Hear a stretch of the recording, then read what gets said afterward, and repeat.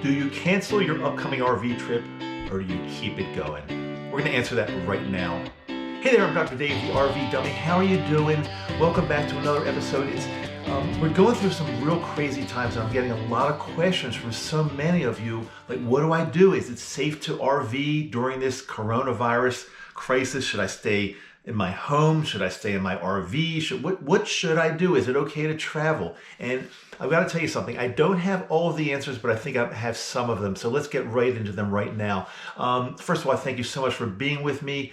There are three types of RVers I want to address right now. And the last one is perhaps the one that's most common, especially my subscribers, my friends and my subscribers here. But the first one is if you're full-time, if you're a full-time RVer, then yeah, this is what you do. This is your home. But I would recommend, so you've got to do it. But what I would recommend is kind of stay put if you can, stay more put and in a campground and don't move around so much. And I'm going to touch on this as number 3 in a second.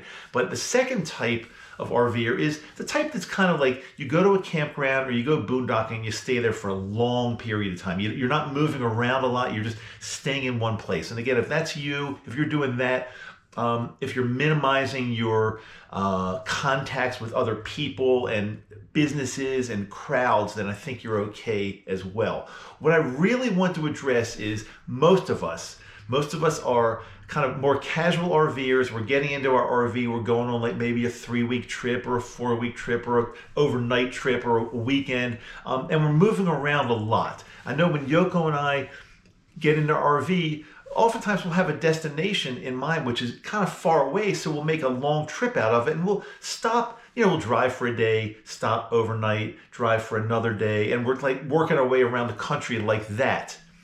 That is the type of RVing that I think we need to be a little bit careful with. And the reason is we're moving a lot, and when we're moving a lot, we are coming in contact with a lot of other people and situations and crowds. Things that you don't even really think about much, but like when you're gassing up several times a day, even once or twice or 3 times a day, you're going to a gas station or a truck stop, you're touching the handle of the gas pump, you're going inside, you're touching screens and paying, you're using the bathrooms there as opposed to in your own rig, probably. You're getting food. This is really tough as far as the coronavirus and COVID-19. It's very scary, especially people that are in our age range, because if you do get it, if you do test positive or come down with the virus, if you're over 60, and especially if you have some underlying health issues or health concerns, it can be very, very serious. This is not something that we need to that we can take lightly and say, oh, I'm not going to worry about it. I'm going to get in my RV and whatever happens, happens. No, we need to be pretty vigilant and serious about this whole thing. So again, if you're in that category, I'm going to recommend thinking twice about going out on the road and coming in contact with a lot of different people. Right now, Yoko and I are planning some trips in the very near future, but I'm not positive what we're going to do. Even as I sit right here, we're back in Salt Lake City.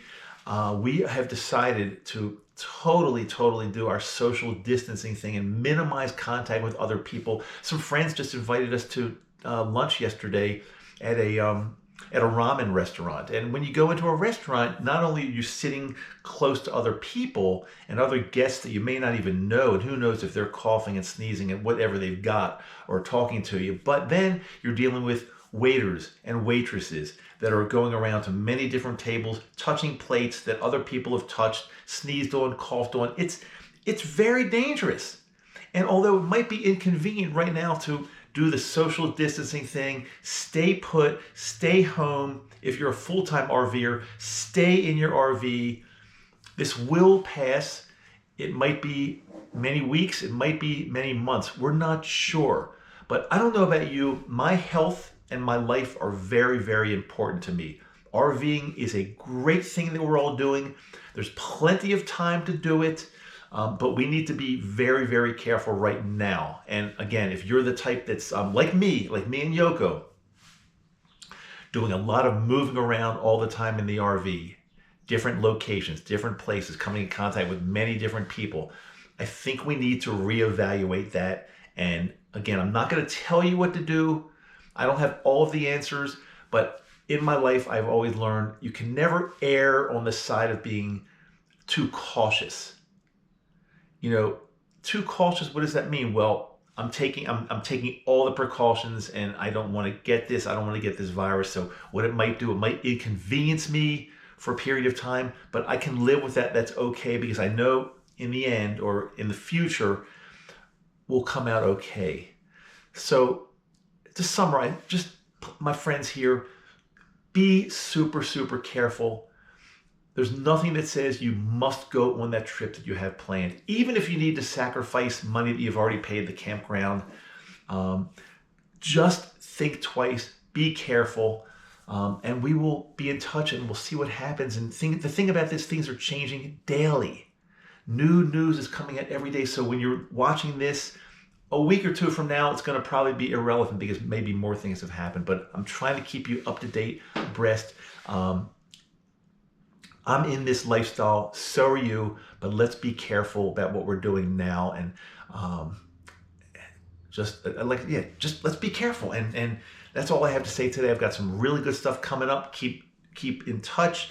There might be a new video tomorrow or the next day, or it might not be for a few days or a week, but I will definitely keep in touch with you.